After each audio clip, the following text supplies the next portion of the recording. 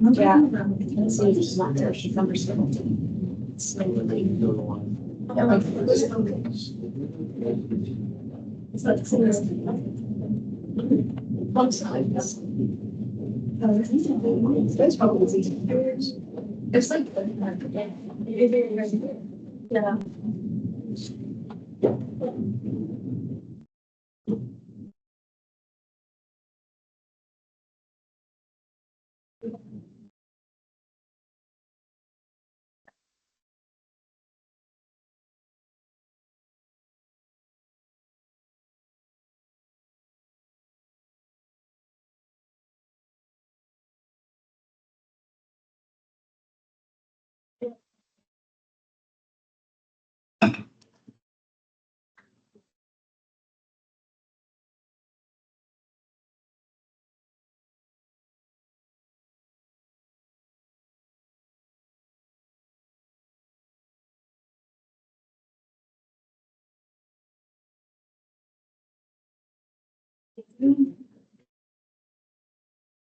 So,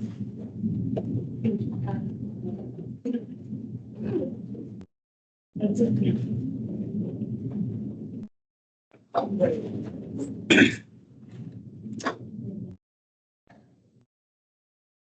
So this is going to be our final unit of the semester, but we're breaking this up into two parts. We're going to talk about mainly just derivatives and reviewing trig concepts from pre-calc, and we're going to have a quiz next Tuesday. So it'll just be finding derivatives. So we'll learn all the rules involved with trig, um, and all the concepts that we've learned before, like product rule, chain rule, quotient, implicit. So we're just going to go through that whole process that we did with logs, but with a new set of derivative rules. So that will be a quiz grade next Tuesday. And then after that, we'll do curve sketching, which will be part 2 of this unit. So we'll do curve sketching. After break, we'll do related rates, and we'll do one last set of derivative rules, which is inverse trig derivative rules. And then we'll have a test. And that test will be, I think, that second week, and a second week or third, or that last week of before break, before Christmas break. So the second or third week of December. So there will be 2 grades remaining. We have a quiz grade and a test grade. This quiz will be non-calculator, but the test will be calculator.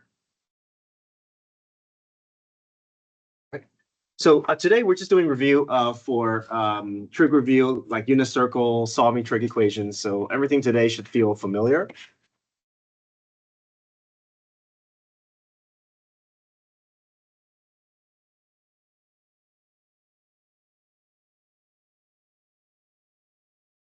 Okay, so reviewing ratios for 30, 60, 90, 45, 45, 90 triangles. We're going to have to make sure that we recall all of our knowledge with unit circle, since you're going to have to be able to use that knowledge on the trig derivative quiz. So you won't be given a blank unit circle, but I can give you on the quiz, I can give you a blank sheet, and you can create your own unit circle on the blank sheet. So just want to make sure we're clear on that. Okay, so everything stems from the first quadrant here. If I have my 3 major degree gradient measures are pi over 3, pi over 4, and pi over 6. I think of cosine as the x value and the sine as the y value. Sorry, this is really grainy here. So at pi over 3, the way I create my order pairs is I know that all my order pairs have 2 in the denominator. And I start at the upper left corner and I just count 1, 2, 3, 1, 2, 3. I put square roots with all the numerators except 1, because I know that square root of 1 is just 1, so that's not going to impact much. So I know that cosine of pi over 3 is 1/2, sine of pi over 4 is root 2 over 2. Secant and cosecant are just the reciprocals of cosine and sine. So cosecant of pi over 3, I can just take my sine and just flip it, and 2 over root 3 would be cosecant. And then also other important ones are tangent. Tangent is just sine over cosine. So for instance, if I want to do tangent of pi over 3, I can just do sine divided by cosine. But sometimes, dealing with complex fractions is just it's just messy. So what I do is, because the denominators are all the same, I can just really cover up the denominators and just say, well, tangent is just sine over cosine, so it's just going to be root 3 over 1, because I know the 2's will cancel out. So, and cotangent is just cosine over sine. So, using cosine and sine, we should be able to get to all of our 6 trig ratios.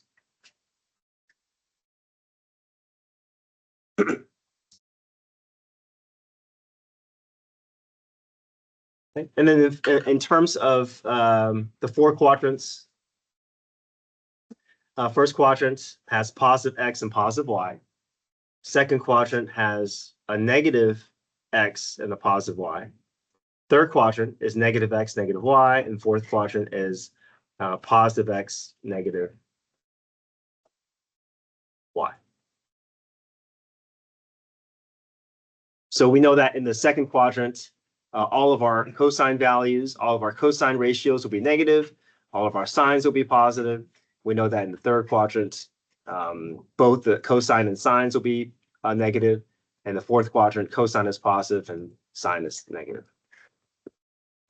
Also, this acronym here to help remind me what's positive and what's negative. So A, S, T, C. A represents that all the trig functions are positive in the first quadrant. Second quadrant, only sine and its reciprocal, sine and cosecant, are positive. In the third quadrant, only tangent and cotangent are positive. And the fourth quadrant, only cosine and secant are positive, since secant is the reciprocal of cosine.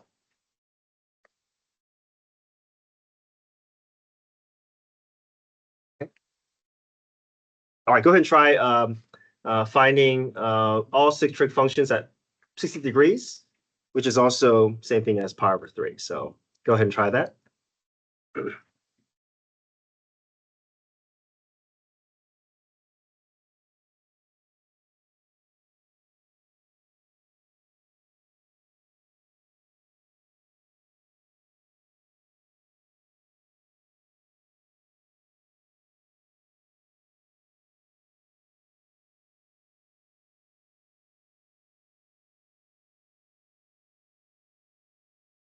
And pretty much everything that we do in calculus is going to be in radian mode. So very rarely are we going to be doing degrees. So I'm going to convert everything to radians.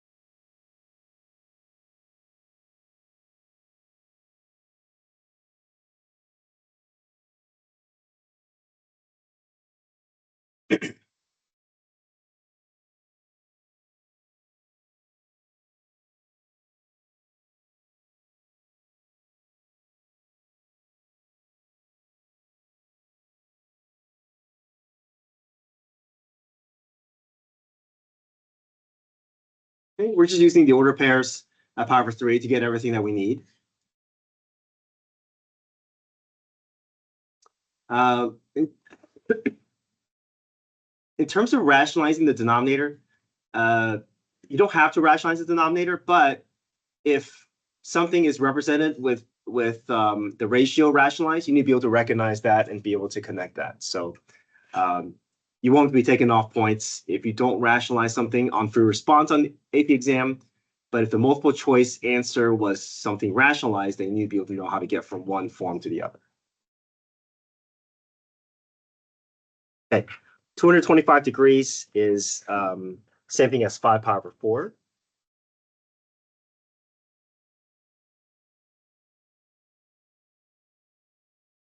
So why don't we do this, since this is dealing with second through fourth quadrant, or these dealing with quadrants other than first quadrant, let's just go through and practice filling out our unit circle.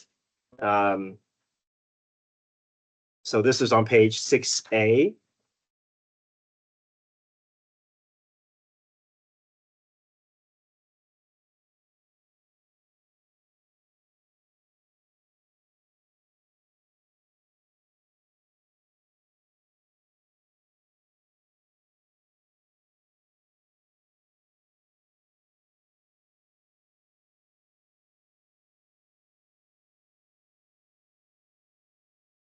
Hopefully you guys are really comfortable with unit circle, but if you need review, I will walk through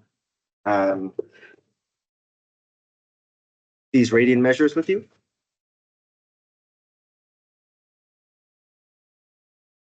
So then the easiest are the ones along the axis, right? So I'm just going to do radians. I'm not going to worry about the degrees.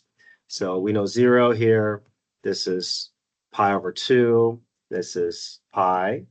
This is 3 pi over 2. And then back to 2 pi. Okay. We have pi over 6, pi over 4, and pi over 3. Right.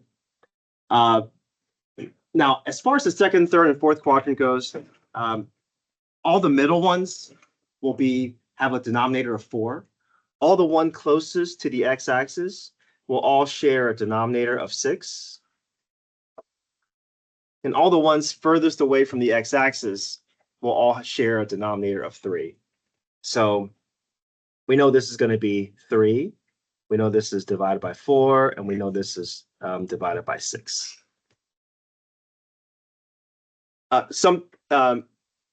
There's a nice connection with the numerators here without having to go through all the converting from degrees to radians. It's the fact that your numerator is all involving pi, but the coefficient is going to be 1 less than the denominator. So 1 less than 3 is 2, so that's why it's 2 pi over 3. 1 less than 4 is 3, so 3 pi over 4. 1 less than 6, which is 5 pi over 6. Right. Again, closest to the x-axis has a 6 in the denominator, middle is 4, and the furthest away from the x-axis is divided by 3. In the third quadrant, all your numerators is going to be 1 more than your denominator. So 1 more than 6 is 7. 1 more than 4 is 5. 1 more than 3 is 4.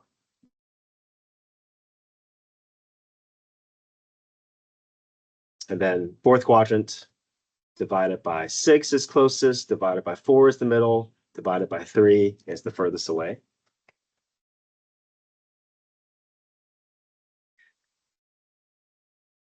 Now, we're getting close to doubling pi here because we're just 2 pi here.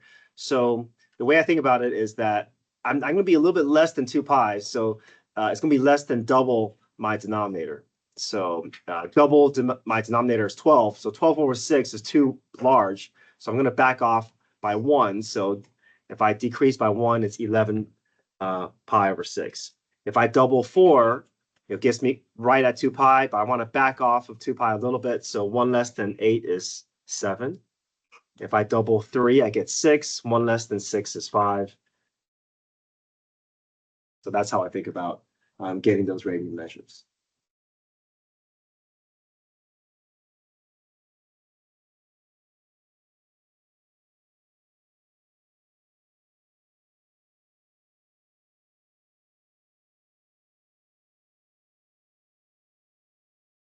all the sixes, all the six in the denominators will share the same order pair numerically. The only difference is that your signs will be a little different. All your x values will be negative in the second quadrant. All your y values are positive in the second quadrant. Everything with a 4 in the denominator will share the same order pairs. Anything with a 3 in the denominator will share the same order pair. And then at the quadrants, you're just kind of walking, finding order pairs 1 unit away from the origin. So order pair here is 1, 0. Order pair is 0, 1, negative 1, 0, and 0, negative 1. And just keeping in mind that all your x values are cosine related, all your y values are sine related.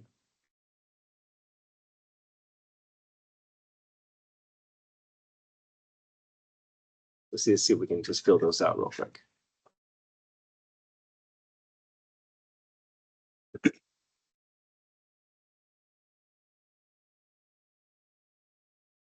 Or check your unit circle. I also have it attached to the back of your blank one, so you can have access to that.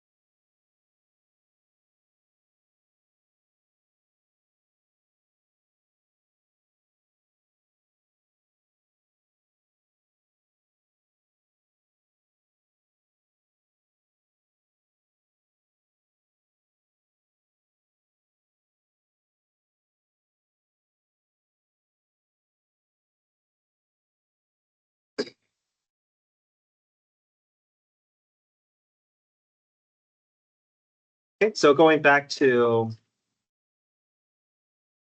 page 1. We know that 5 pi over 4 is going to be in the third quadrant, right? Your numerator is going to be 1 more than your denominator is going to be in that pi over 4 family. And we know our order pair in the third quadrant is going to be both positive and negatives for sine and cosine. And from here, let's build out our 6 trig ratios.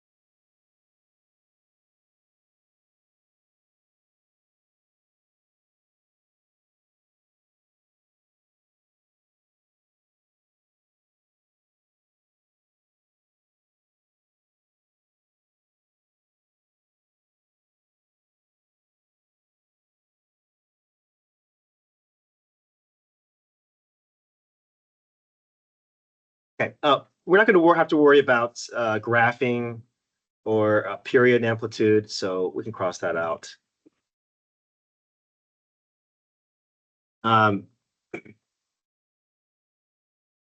So today we're just going to practice solving trig equations. Let me make sure I have this page here. Yeah, so we'll be working on page 7, but let's do example 4 first. I want to make sure that I have enough room, so we're going to use both the space for example 3 and 4.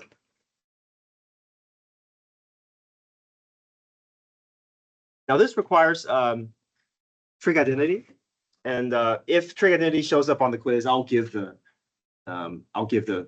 formulas to you. So this requires double angle identity here. So sine of 2 theta can be expanded into 2 sine theta cosine theta. So we can adapt that for sine of 2x. We want to solve for x where x is between 0 and 2 pi. So start off with this. I can expand out that double angle to be 2 sine x cosine x.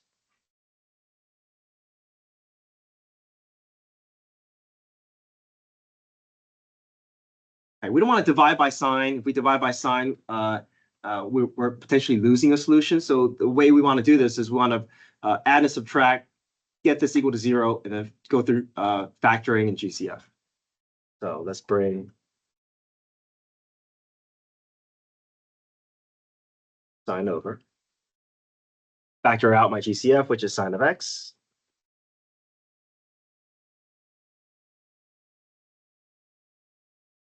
Now that we have equal to 0, we can set both of the factors equal to 0 and look for our solutions separately.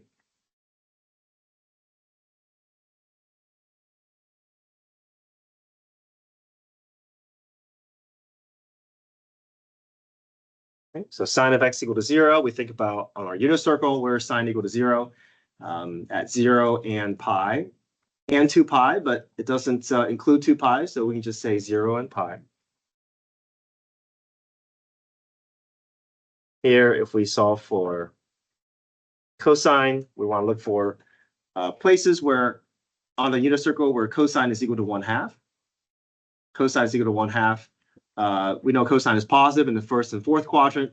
We know it's going to be in that pi over 3 family.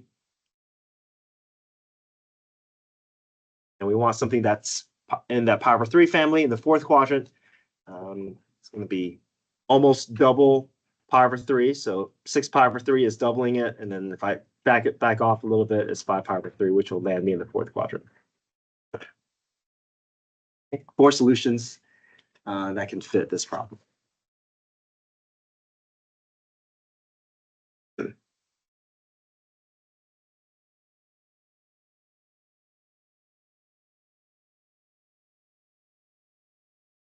Okay, let's go to page 7.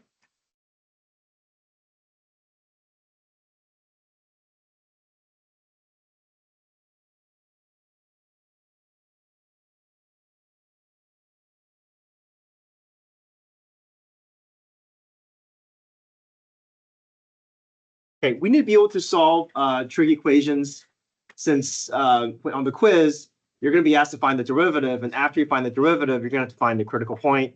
And that's where, the algebra and the trig equation pre-calc knowledge needs to come in. So, okay, so we're going to just work through this.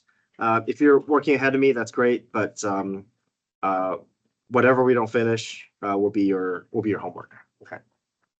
And that way we can be done with trig review, and tomorrow we can move into our calculus content. Okay, so 31.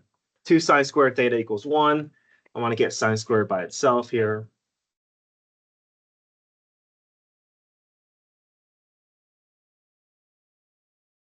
I want to get it all the way down to sine. So take the square root, plus or minus shows up.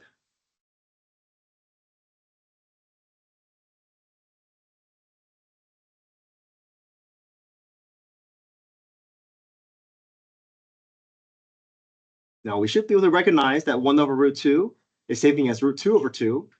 And that's going to be in that pi over 4 family, right?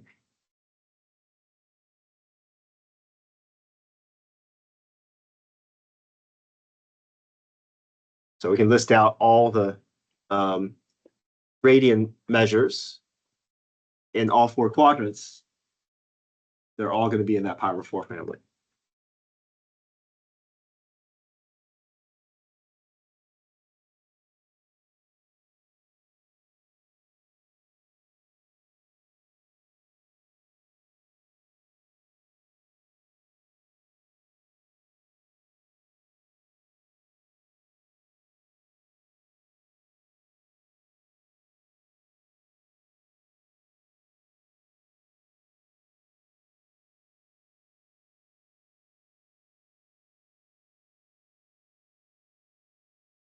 Try 32.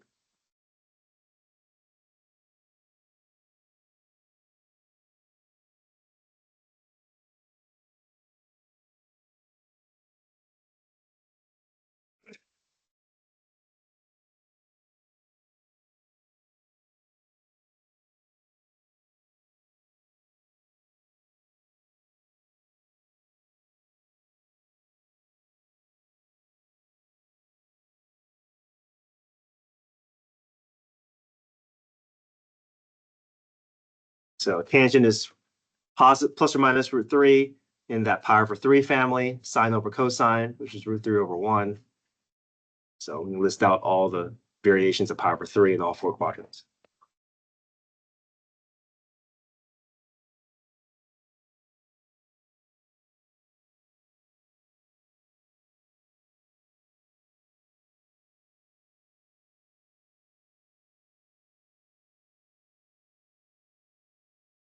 Okay, 33, GCF.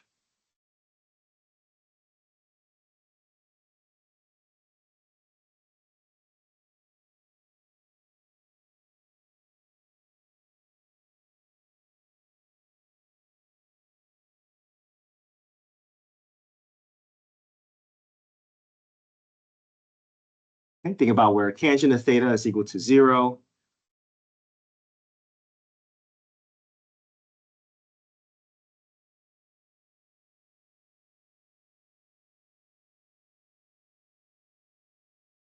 It needs to be something over 1, right? It needs to be 0 over 1. It can't be 1 over 0.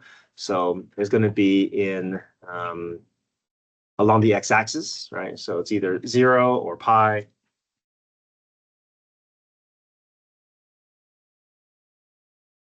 And tangent is equal to 1. It's going to be in that pi over 4 family because we know sine and cosine are the same at those values, and numerically they're going to cancel each other out. But tangent is only only positive in the first and third quadrant. So pi over 4 and 5 pi over 4.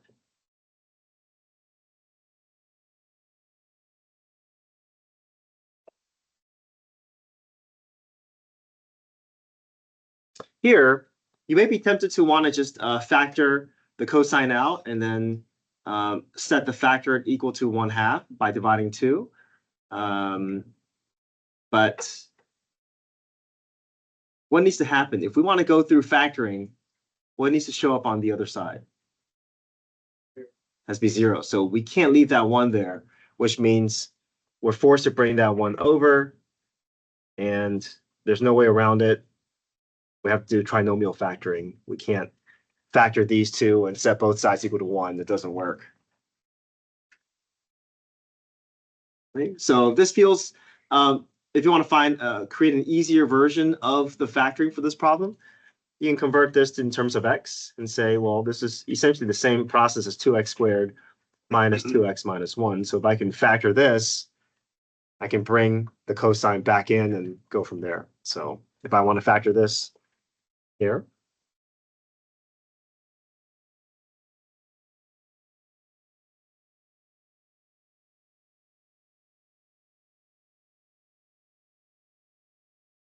oh, sorry, not minus 2x, minus x.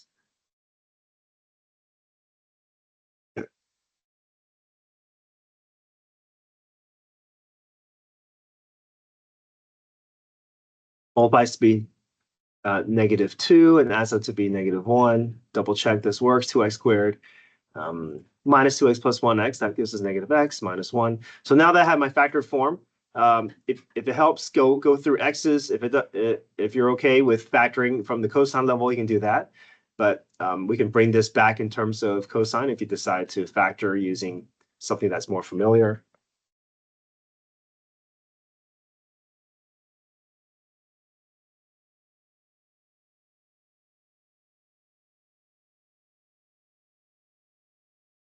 So this gives me, set this equal to 0, I get cosine theta equals -1/2. And then here, I get cosine of theta is equal to 1. Whereas cosine equal to -1/2 is going to be in that power over 3 family, but cosine is negative in the second and third quadrant.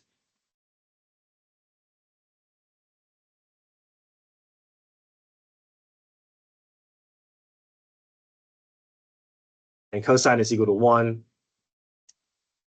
at 0 and 2 pi. But we're going to leave 2 pi out of it since the domain doesn't include 2 pi.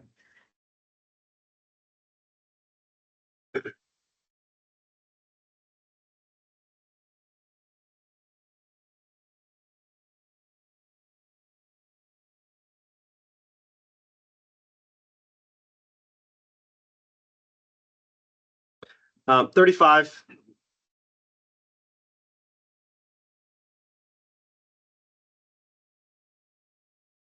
Bring everything over to one side.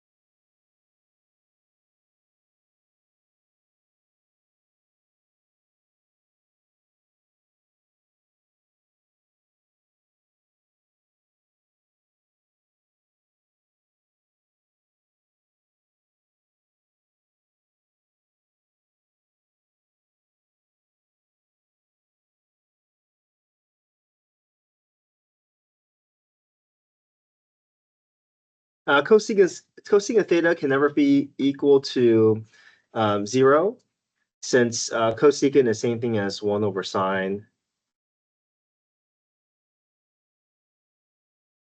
And 1 over sine can never be equal to 0.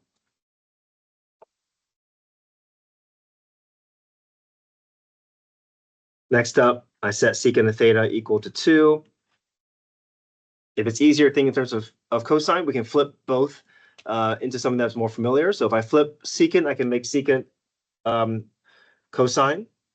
And if I flip 2, I can make it 1/2. So secant equal to 2 is the same thing as asking for cosine equal to 1/2. It feels more familiar to me and to think in terms of sine, cosine, and tangent. So I always like to change it into a more familiar trig function if I can. So this is going to be in that power over 3 family, first and fourth quadrant.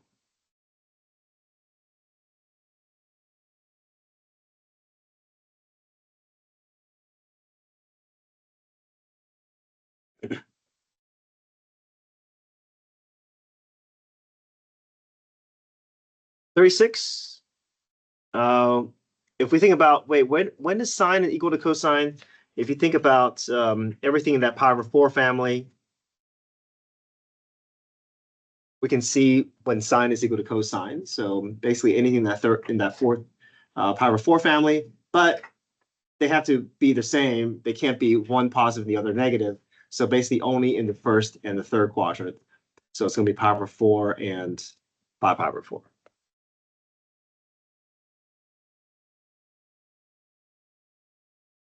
Another way that we can think about this is if I can divide both sides by cosine, not to divide cosine out, but to create another trig function, because we know that sine over cosine is equal to 1. Sorry, sine over cosine is equal to tangent. and cosine over cosine is equal to 1. So another way to think about this is, well, where is tangent equal to 1?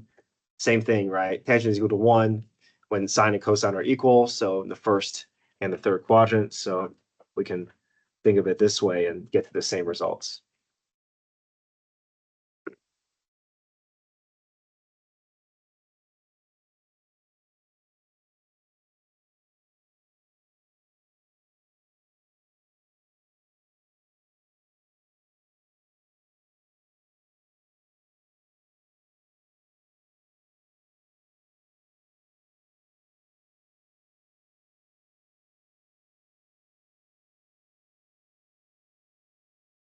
Okay, 37.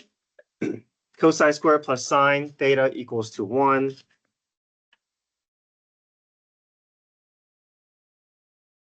The idea is that if I can get everything in terms of one trig function, then I can have an easier time solving. And we can play with cosine because there's a trig identity that is sine squared plus cosine squared equals 1. Pythagorean identity. If I can use this property, I can get cosine in terms of sine.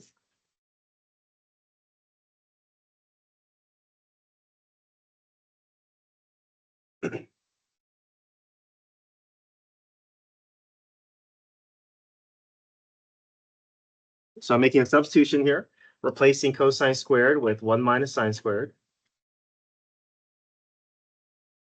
Now that everything's in terms of one trig function, I can see what I can do to.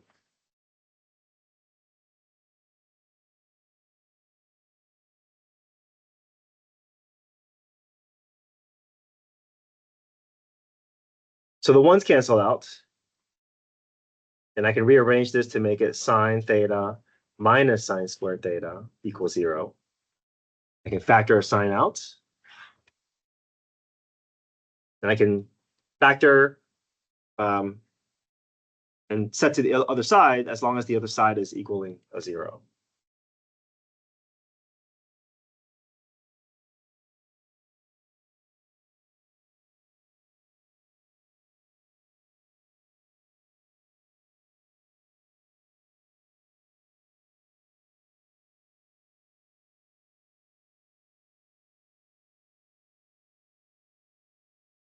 Okay, so where is sine equal to 0? Sine equal to 0 at 0 and pi.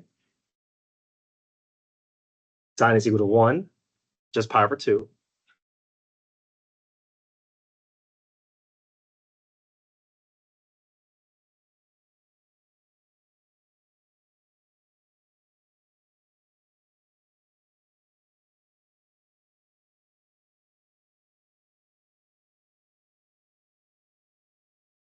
Okay, 38 is a little messier because we have to, looks like we have to go through half angle formula, but we don't have to, just have to find a way to get theta over 2 to be more familiar to us. So let's do this. We're going to let x equal to theta over 2. So then I can think of this as cosine of x, and I can think of this as cosine of 2x, right? Since if x is 1/2 theta, then 2x would be equal to doubling that. And the reason that we may want to do this is because we have easier trig identities for double angle to use than half angle. So there's a trig identity for cosine in terms of cosine. So we're going to use this one here. Cosine of 2 theta is equal to 2 cosine squared of theta minus 1. So if I get this cosine 2x out of double angle, I can make this 2 cosine squared x minus 1. Now everything is in terms of x. I can go through my factoring process here. I'm sorry, equals to 1, not equal to 0. But the ones will cancel out.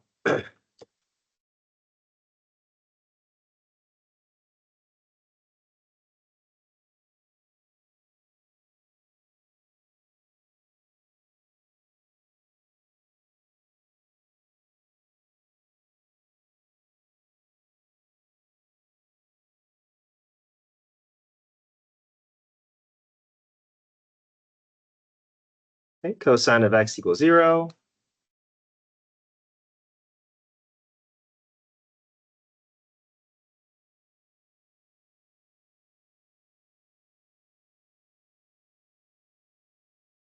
So cosine of x equal to 0 at pi over 2 and 3 pi over 2. Cosine is equal to 1/2 pi over 3 and 5 pi over 3. But this is not our final solution since we're trying to get everything back in terms of theta. So we have to basically multiply all these by 2 in order to get it up to that theta level. So theta is equal to, if I multiply all these by 2, I get pi, 3 pi, 2 pi over 3,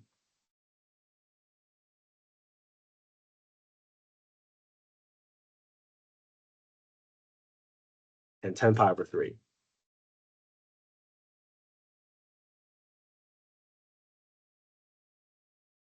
But we only want to keep the theta values that is between 0 and 2 pi. So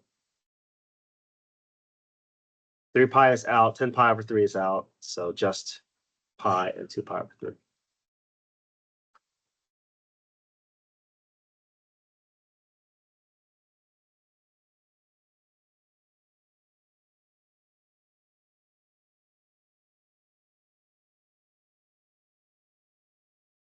Okay, we got through everything, so no homework tonight, but we have a little bit of time. So if I can do a little bit of preview into tomorrow's topic with trig derivatives. Okay, so page 9.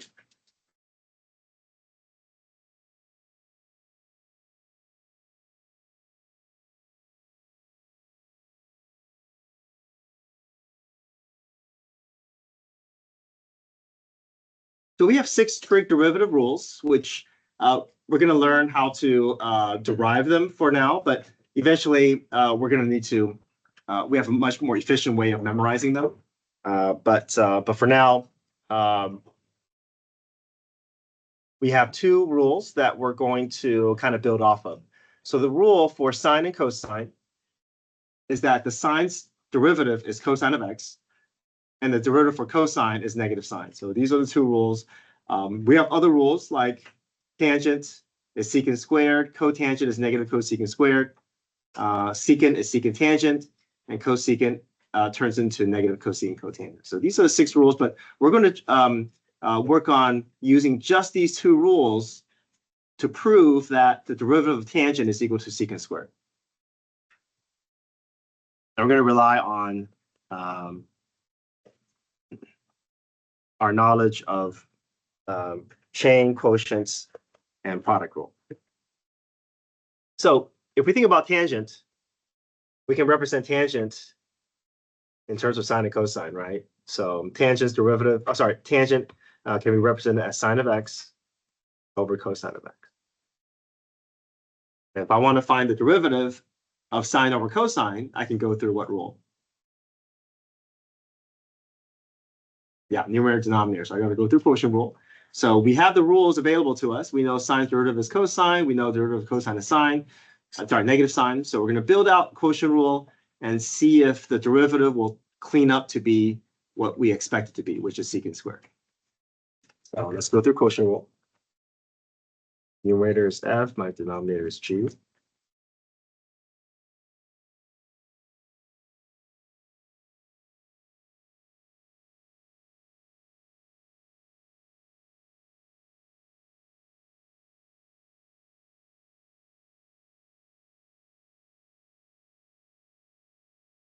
Okay, so f prime, sine's derivative is cosine.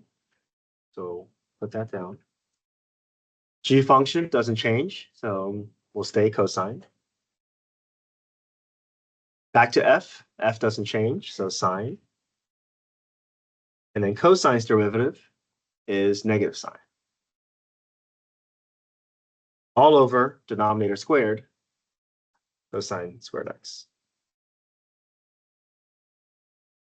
Clean this up, cosine times cosine is cosine squared.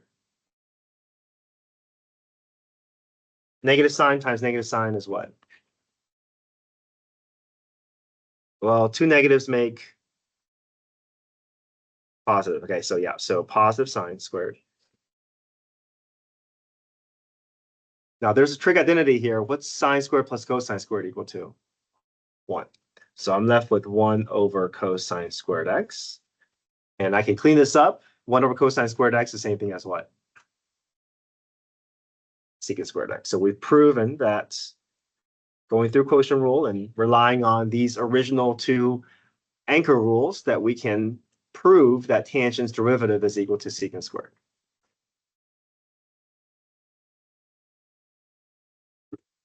Okay, let's try part B. We can think of cotangent as what? Cotangent is what? Cosine over sine, yeah. Okay, so go through the same process, quotient rule, and see if it'll clean up to look like negative cosecant squared.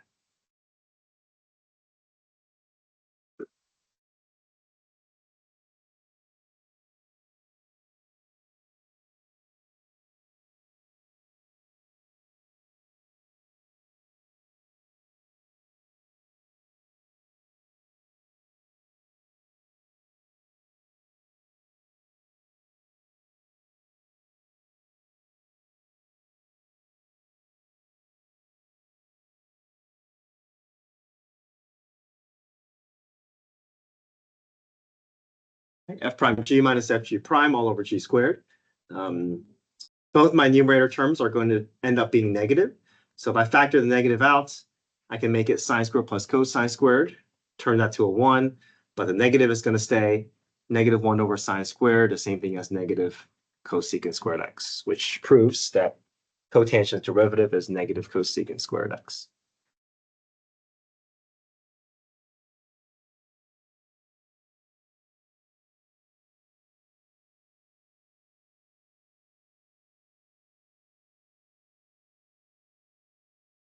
All right, let's squeeze in one more.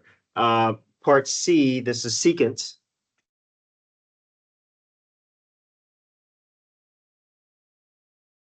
So we can think of secant as what in terms of sine and cosine? Sine or cosine? Secant is equal to what? 1 over cosine. Okay. Now we could go through quotient rule, but I'm going to bring this up and rely on chain rule instead. So I can rewrite this as what? Cosine of x raised to the what? Negative 1, right? So I'm going to go through chain rule, see if I can find the derivative. So outside's derivative is negative 1, parentheses to the negative 2 times the inside's derivative, and we know cosine's derivative is a negative sign. And let's see if we can clean this up to make it turn into what the cleaned up form is secant tangent.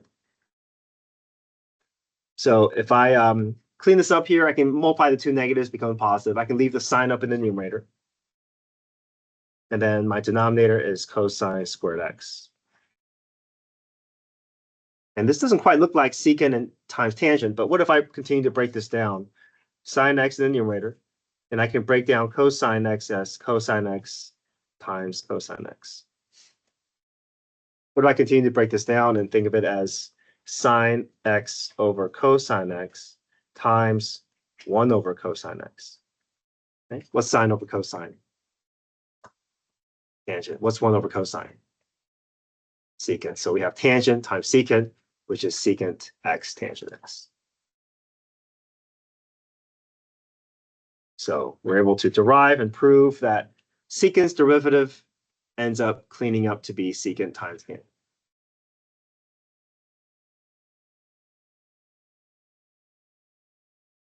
Okay, so tomorrow we're going to finish this. We'll talk about a much more efficient way of memorizing these 6 rules. And then we're just going to go through a series of derivatives for product, quotient, chain, implicit. Okay, no homework tonight. Come get your phones.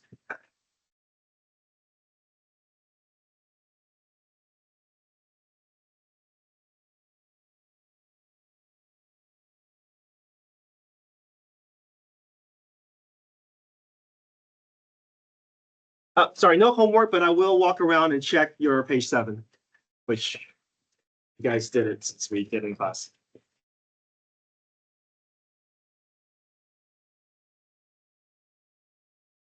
Exams last week, so I checked my homework.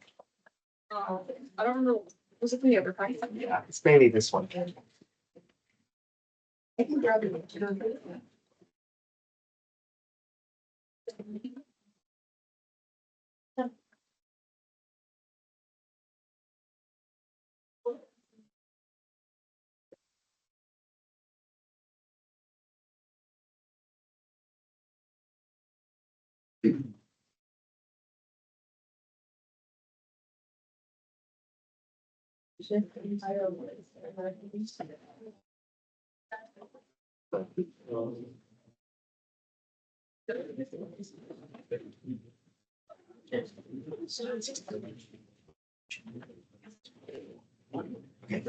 Okay, thank you.